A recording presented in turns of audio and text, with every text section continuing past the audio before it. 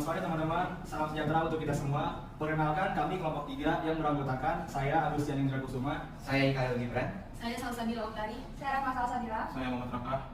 Pada video kali ini kami akan menjelaskan secara singkat materi tentang Pancasila sebagai ideologi bangsa.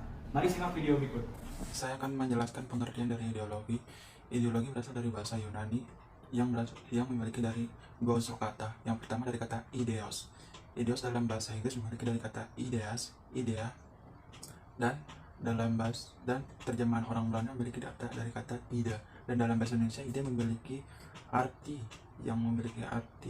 yaitu gagasan. Gagasan diartikan sebagai sumber segala sesuatu berorientasi pada cita-cita atau masa depan. Dan gagasan juga memiliki sinonim yaitu cita-cita.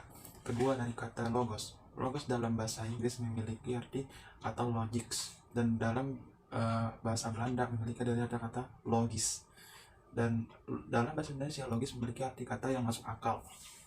Jadi secara etimologi disimpulkan bahwa ideologi dapat diartikan sebagai gagasan yang masuk akal, dan ideologi dapat dikatakan bahwa sebagai kumpulan gagasan, ide-ide, dan keyakinan dari sistematika yang menyangkut dalam aspek di bidang politik, sosial, budaya, dan keagamaan.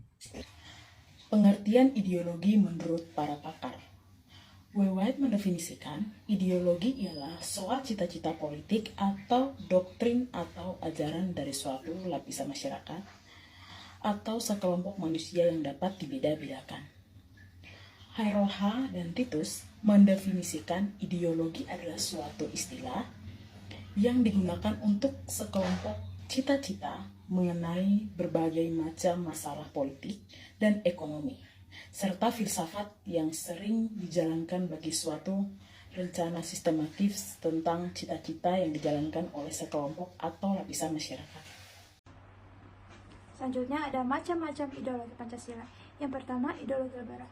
Liberal berarti bebas. Para penganut liberalisme ini percaya bahwa untuk menciptakan tatanan dunia yang bagus dan maju harus didasarkan pada kebebasan, baik kebebasan dalam pandangan politik, bahkan agama. Yang kedua yaitu ideologi komunis.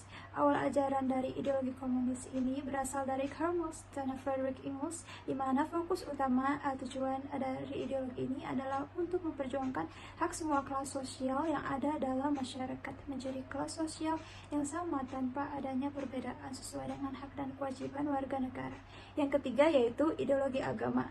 Ideologi agama adalah ajaran yang bersumber dari ajaran agama yang dianut oleh masyarakat yang bersumber dari kitab suci agamanya masing-masing.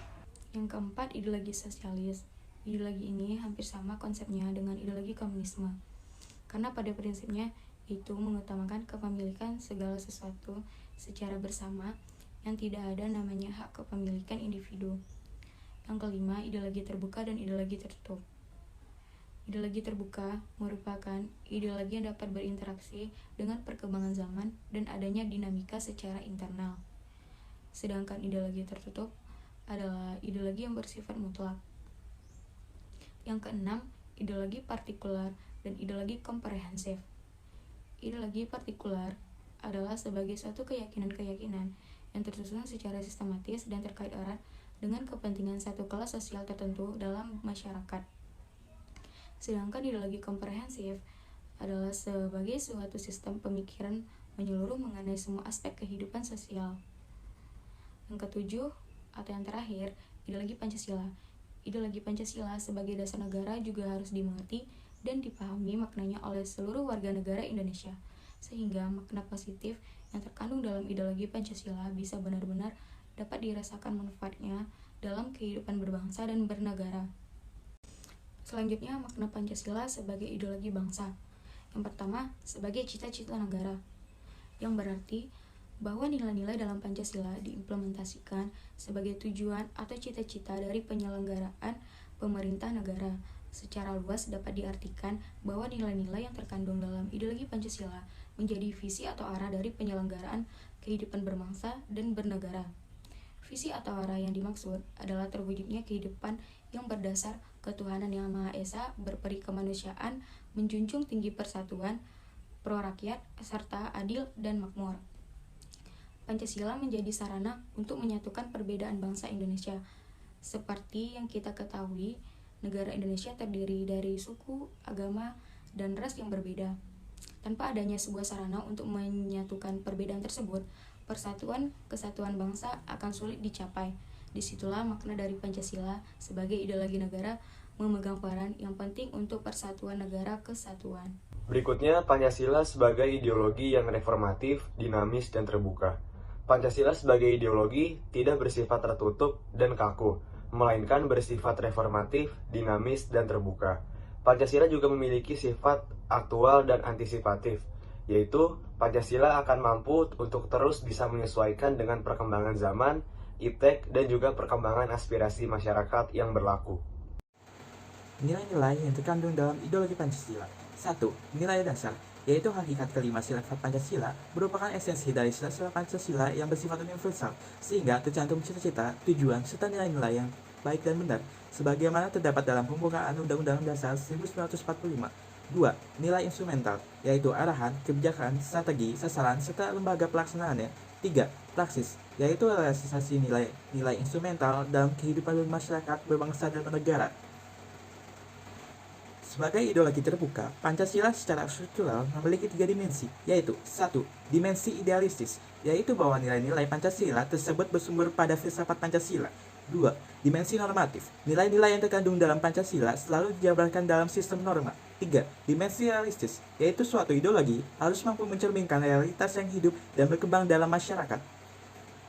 Kesimpulan dari materi yang sudah kami sampaikan yaitu Pancasila sebagai dasar dan ideologi bagi bangsa dan negara Indonesia harus dimengerti dan dipahami maknanya oleh seluruh warga negara Indonesia, sehingga makna positif yang terkandung dalam ideologi Pancasila dapat dirasakan manfaatnya dalam kehidupan berbangsa dan bernegara. Di samping itu, Pancasila harus diamalkan dan dilaksanakan dalam kehidupan sehari-hari oleh seluruh rakyat Indonesia. Rakyat dan masyarakat Indonesia dalam kehidupan sehari-hari tidak boleh bertentangan dan melanggar nilai-nilai yang terkandung dalam sila-sila Pancasila. Secara sederhana, ideologi Pancasila dapat diartikan sebagai sekumpulan nilai atau norma yang berdasarkan sila-sila Pancasila. Sekian penjelasan dari kami, semoga materi ini bermanfaat untuk kita semua. Wassalamualaikum warahmatullahi wabarakatuh.